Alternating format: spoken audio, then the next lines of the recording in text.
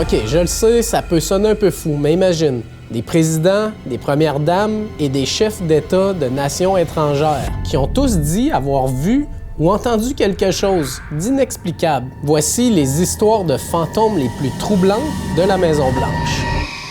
En 1862, la Maison-Blanche est frappée par le deuil. Willie, le fils d'Abraham Lincoln, meurt tragiquement, à seulement 11 ans, emporté par la typhoïde.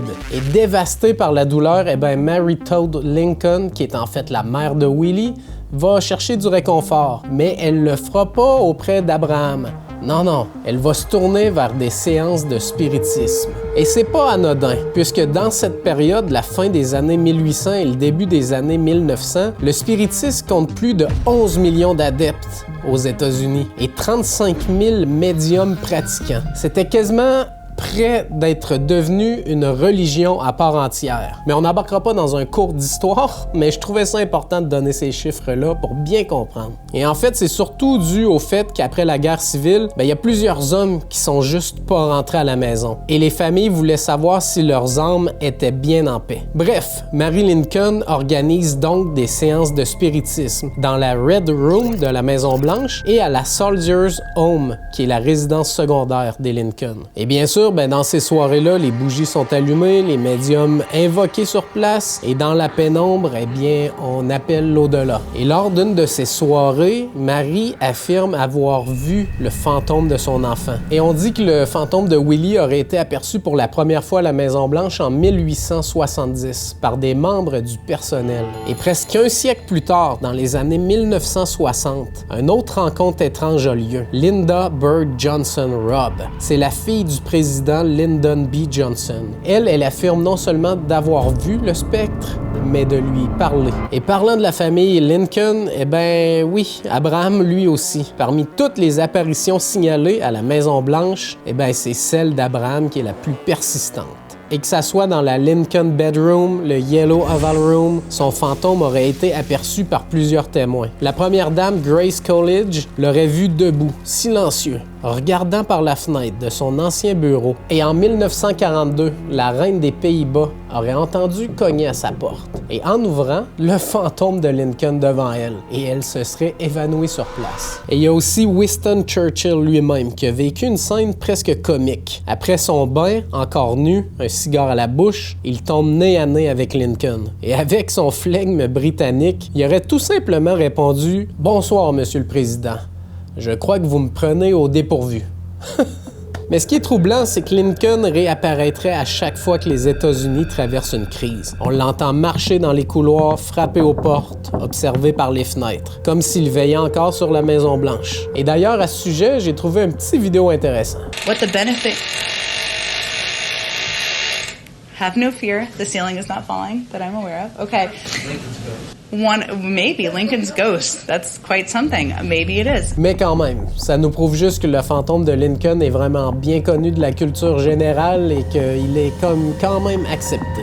Dans la Queen's Bedroom, une autre présence se manifeste. Mais celle-là est plus agressive. Andrew Jackson, qui était connu pour son tempérament explosif de son vivant, semble pas avoir perdu ça. Son rire guttural aurait été entendu dès les années 1860. Et vous vous rappelez de Mary Todd Lincoln de tout à l'heure qui faisait des séances de spiritisme? Elle l'aurait entendu taper du pied et grogner dans sa chambre. On prend ça avec des pincettes. Mais maintenant, il y a une entité qui fait un peu plus peur, parce que les autres précédentes, on s'entend que c'est quand même mollo sur l'échelle de peur. Mais celle-là m'écoeure. En 1911, il y a une étrange rumeur qui commence à se répandre parmi le personnel de la Maison-Blanche. Une présence, une silhouette, un garçon fantomatique d'environ 14 ou 15 ans. Et les domestiques commencent à le surnommer The Thing, la chose. Mais ce qui est encore plus troublant, c'est ce qui précède son apparition. Une sensation de pesanteur sur l'épaule, comme si quelqu'un se penchait pour voir au-dessus de vous. Et le président de l'époque, qui est William Taft, était furieux d'entendre ces histoires-là circuler. Il ordonne à son aide militaire de faire taire tous les domestiques sous peine de licenciement. Mais la chose n'a pas disparu pour autant. En 1865, Mary Surratt, est condamné à mort pour son rôle dans l'assassinat d'Abraham Lincoln. Et clairement, cette vidéo tourne que autour de Lincoln, mais bon, il faut comprendre que c'est assez important dans l'histoire des États-Unis. Désespérée, sa fille Anna court jusqu'à la Maison-Blanche, implorant le nouveau président Andrew Johnson d'épargner sa mère. Et on raconte que certaines nuits, on entend encore des coups sourds frapper aux portes de la Maison-Blanche. 3 coups lourds et insistants, comme si Anna revenait encore et encore, suppliant dans l'ombre pour un pardon qui ne viendra finalement jamais. Et si vous croyez qu'il y a seulement ces fantômes-là, eh bien, je m'en viens avec toute une liste. On fait ça en blitz. Thomas Jefferson jouerait encore du violon dans la Yellow Oval Room. Et je me demande à ce sujet, nos futurs fantômes pour nous dans 200 ans, ça va ressembler à quoi? Genre Skrillex qui fait du dubstep à 2h du matin? Je sais pas trop. Entre du violon pis ça, je trouverais pas ça épeurant, je pense. Dolly Madison, qui était attachée à son jardin. Elle aurait empêché les jardiniers de détruire le Rose Garden en apparaissant devant eux. William Henry Harrison, qui était le premier président à mourir à la Maison-Blanche, errait dans le grenier, incapable de quitter les lieux. Abigail Adams, la première First Lady à y avoir vécu, est souvent vue dans l'East Room, laissant derrière elle une odeur persistante de lavande et de linge humide. Et il faut noter qu'à cette époque-là, dans cette salle-là, on accrochait du linge pour faire sécher. Donc ça fait du sens. Ou c'est les tapis qui seraient à changer.